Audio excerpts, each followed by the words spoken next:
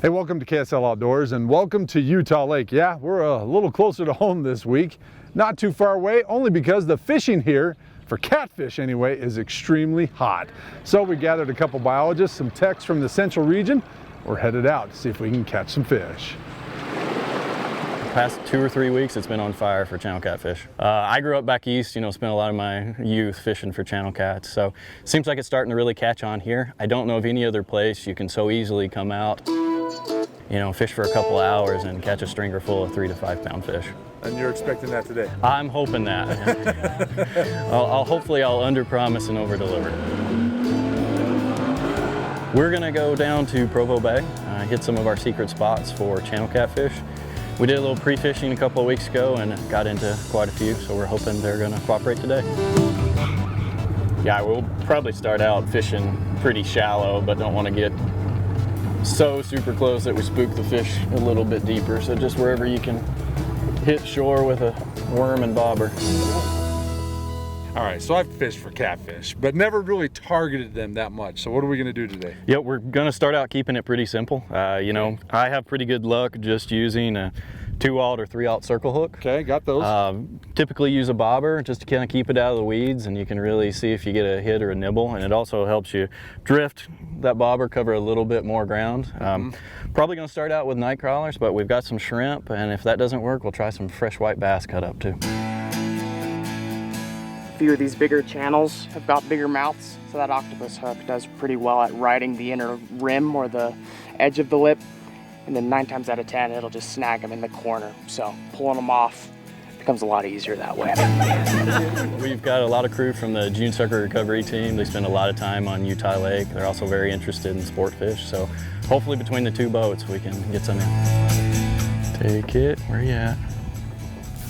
There we go. He doesn't feel like a big one, but he might do. Check out that fish! Nice. Is that your first fish ever? They're coming your way, Mike. Here, he's in your net. Lift up. Yeah, it's a pretty one. It's kind of on the small side of our guys, yeah. You can see this one's a little bit beat up. Nothing to worry about just while they're in there spawning. They're a little bit competitive, a little bit aggressive, and they're also fanning some of those rocks, so they get a little bit beat up. But this would be a great eating size fish right here if I was gonna eat one. This would be a good one. Make a nice fillet. Fillet's pretty easy too, so. Pretty good tug for these fish. They fight. Yeah, it's beautiful. Only a face mother could love. Yeah. Poor fisheries biologist. There you go, buddy. Get a little breather. There he goes.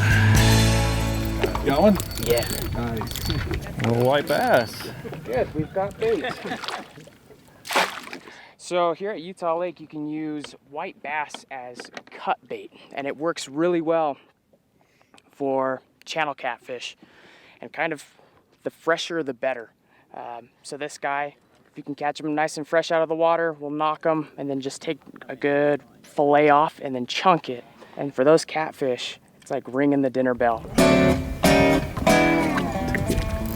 Well, whatever it is, we got him. Yeah. Nice one. Come here. Little chunk. Yeah, that's a pretty one. It's a little better. Look at that fatty. It's a good looking fish. This guy's hooked a little deep, and so just like most fish, if you just cut that line off short, he'll go ahead and get rid of that, dispose of that hook after a bit, and be just fine. And catfish, like we've been saying, they're pretty strong species, that's for sure. Hopefully that'll give us a little bit of fresh bait, get the cats a little bit excited, at least bring in some of the bigger ones. So we've got over 24 access points on Utah Lake. There's a couple of different resources. Just get online and do a Google search for Utah Lake access points. You'll find a site that's run by the Division of Wildlife Resources. And there's also a Utah Lake Commission site, so great information. Some of my favorite places are places you can fish for free, like out at Lincoln Beach. The harbor itself is a good spot, or some of those areas around the springs around the corner. So Gooseberry Narrows, Utah Lake State Park, you name it. There's good places to fish all over. Nice. He's a good cat. Yeah, switch to my little bit lighter rod. May not be as impressive as it looked there for a second. Oh yeah, look at that guy. He's a little better.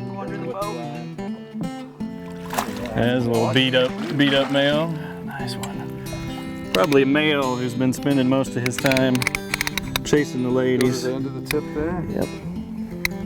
Yep. 26. 26. You know, you can catch these guys year round, but it really picks up in June, about the time the white bass starts to pick up as well. Spawn will probably peak in July.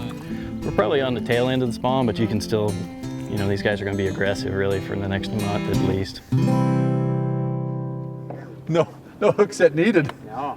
Oh, he was committed on that one. We're fishing riprap. Is that kind of typical for these cats? You know, a lot of times I'm actually fishing along the weed line. So this time of year, those cats can be anywhere from 2 feet to 10 feet deep. Okay. Just keep moving around till you find them. I like to start out a little bit shallow in the weed line, drift for a little while. If I don't get a bite in a few minutes, and I move out. That's usually when I'm fishing from a kayak. See, this is probably another male. They're starting to, a lot of times mid-season, when they're full in color, you can see his head's a little flatter. Yeah. And they'll have a lot more dark color. Probably starting to get towards the end of the spawn, losing a little color, and he's looking a little thin, but he'd still make a great fillet.